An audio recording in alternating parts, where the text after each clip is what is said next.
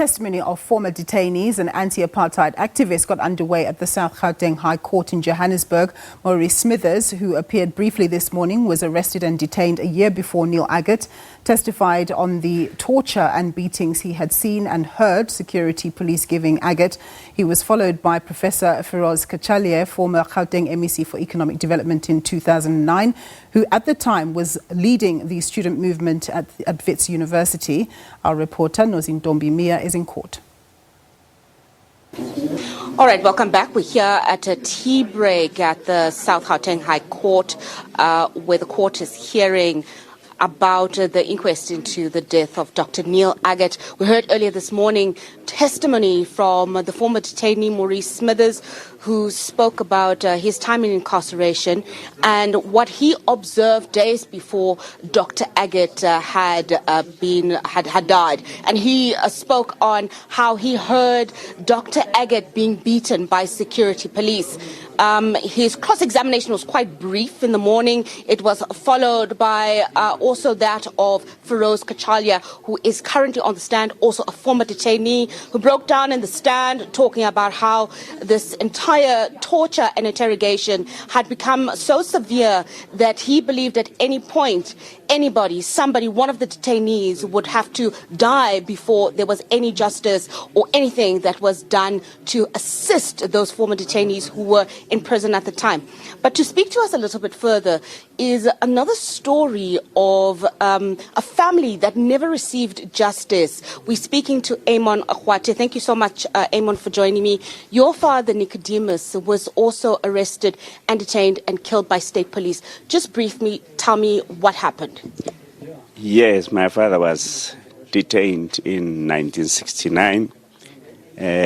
He was detained in Silverton Police Station and tortured at Compol Building. And then 51 years ago today, the security police came to my house and told us that father had passed on. And at the time, did the security police ever give you reason as to what happened?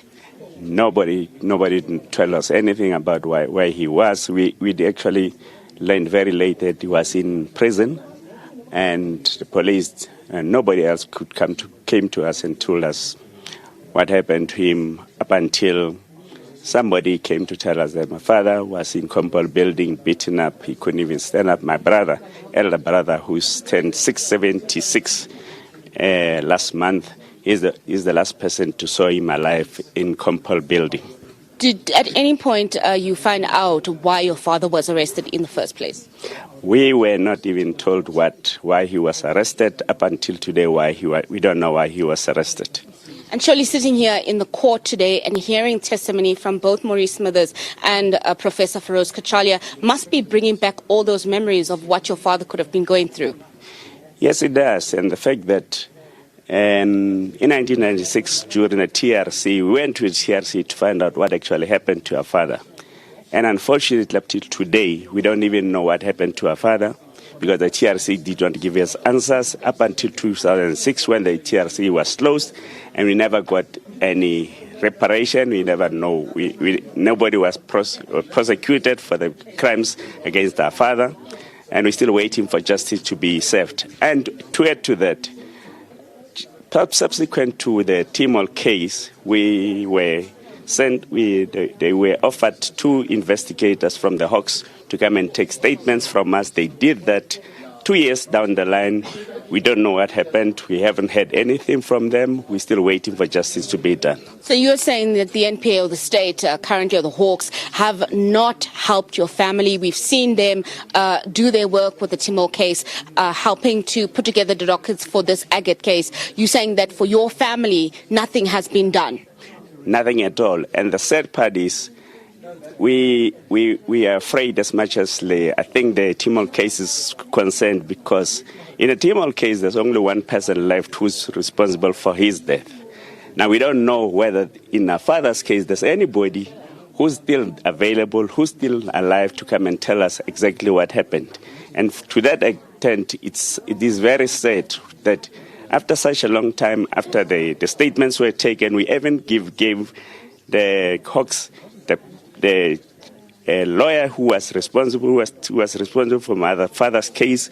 We gave them information, ample information that they can work on. Up until today, nothing has happened. All right, thank you so much, Eamon Huate, imploring the NPA to open the case into the death and detention of his father, which would follow the cases that we'd heard of, the Tamil inquest, as well as this particular inquest. At the end of the day, what families are saying is that they want justice, and the NPA is a key driver in this particular mechanism, because through them opening cases again or former detainees, will families get justice and get closure. For now, we will continue with the testimony of Professor Firoz Cachalia once the TBEC has concluded and judge returns back. With that, it's back to you in the studio.